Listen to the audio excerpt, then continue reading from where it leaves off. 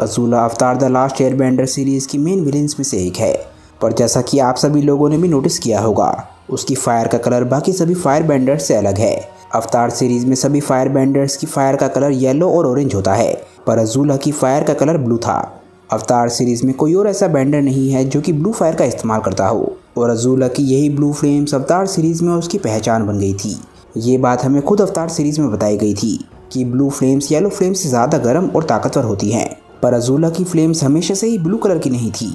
Series के flashback में हमने देखा है कि अज़ूला की फ्लेम्स पहले येलो कलर की थी, यानी कि बाकी सभी फायर बेंडर्स की तरह। अज़ूला बचपन से ही काफ़ी ज़्यादा डोमिनेंट नेचर की थी, और उसका बड़ा भाई यानी कि ज़ूको काफ़ी ज़्यादा शांत और डरपोक स्वभाव का था, जिसकी वजह से उनकी माँ ज़ूको पे ज़्यादा ध्यान देती थी।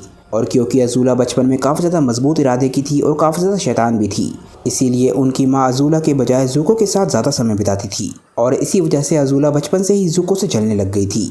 बचपन से ही अज़ूला की माँ उसे शांत रहने के लिए कहती थी। अज़ूला को लगने लग गया कि उसकी माँ उसे एक शैतान समझती है, जो कि वो भी जानती थी कि सच है, पर फिर भी उसे इस बात का बहुत ज़्यादा दुख था कि उसकी माँ उसे ऐसा समझती है। इन्हीं सभी वजहों से उसे ज़ूको से बहुत ज़्यादा नफरत होती चली गई। उसकी नफरत इतनी ज़्यादा हो गई थी कि उसे अपने भाई को चोट पहुंचाने में बहुत ज़्यादा मज़ा आने लग गया, और बड़े होते होते वो अपने आसपास के सभी लोगों के साथ ऐसा ही करने लग गई, यहाँ तक कि अपने सबसे नज़दीकी दोस्तों के साथ भी। वो अपनी ज़िंदगी में किसी की भी कदर नहीं करती थी, सिवाय सिर्फ एक शख्स के, जो कि थे उसके पिता फायर लॉर्ड ओज़ाई।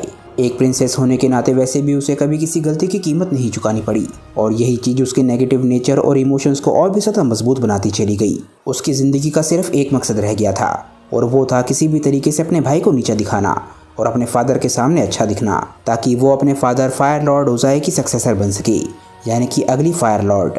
और सीरीज़ का एंड आते आते ये बात क्लियर भी होती चली गई कि अगली फायर लॉर्ड अज़ूला ही होगी। और आखिर जब सीरीज़ के एंड में उसका ये मकसद पूरा होने वाला था, तब उसे पता ही नहीं था कि उसके ज़िंदगी के इकलौते मकसद के पूरे होने के बाद उसे करना क्या है। जब फायर लॉर्ड ओज़ाई ने उसे ये बताया कि वो फायर लॉर्ड बनने वाली है, तो उससे पहले ही उसके दोनों दोस्त उसे धोखा दे चुके थे, क्योंकि वो भी अज़ूला की गलत बातों में साथ देते देते थक चुके थे।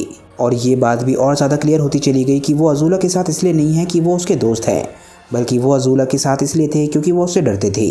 सीरीज़ का एंड आते आते उसके पास कोई भी नहीं था, इसीलिए वो और ज़्यादा पागलपन में चली गई। और इस पॉइंट पर यानी कि सीरीज़ के एंड में वो अपने सबसे ताकतवर लेवल पर भी थी, क्योंकि इस पॉइंट तक उसके अंदर नफ़रत बहुत ज़्यादा बढ़ चुकी थी, पर इस पॉइंट पर उसके इमोशंस उसके कंट्रोल में नहीं थे।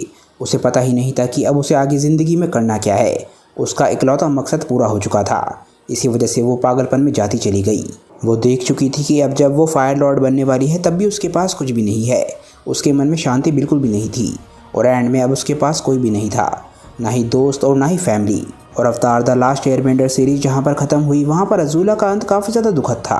पर आप में से काफ़ी ज़्यादा लोगों को पता नहीं होगा कि ये कहानी कॉमिक्स में भी कंटिन्यू होती है, पर सच्चाई तो ये है कि अज़ूला की कहानी का कोई अच्छा अंत है ही नहीं।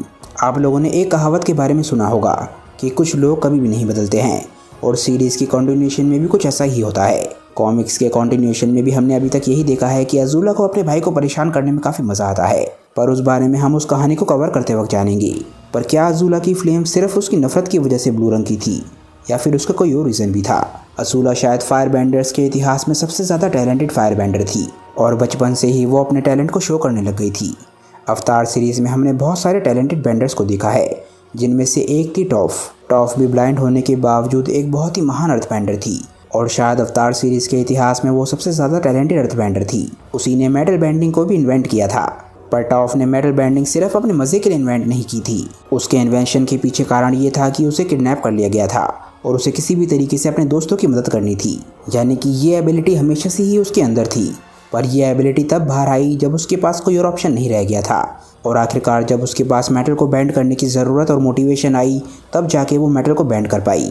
उसी तरीके से अज़ूला के लिए भी यही बोला जा सकता है कि अज़ूला के पास ब्लू फ्लेम्स का इस्तेमाल करने की एबिलिटी हमेशा से ही थी, और वो इस एबिलिटी का इस्तेमाल अपने नेगेटिव इमोशंस के ज़रिए कर पा रही थी। पर सिर्फ उसके नेगेटिव इमोशंस ही ब्लू फ्लेम्स को पाने का कारण नहीं थे। ब्लू फ्लेम्स पाने में उसकी मेहनत और टैलेंट का भी बहुत बड़ा हाथ था। अल्टीमेटली बेंडिंग अवतार यूनिवर्स में एक स्किल की तरह है, जिसे ट्रेन करके और भी ज़्यादा मजबूत बनाया जा सकता है।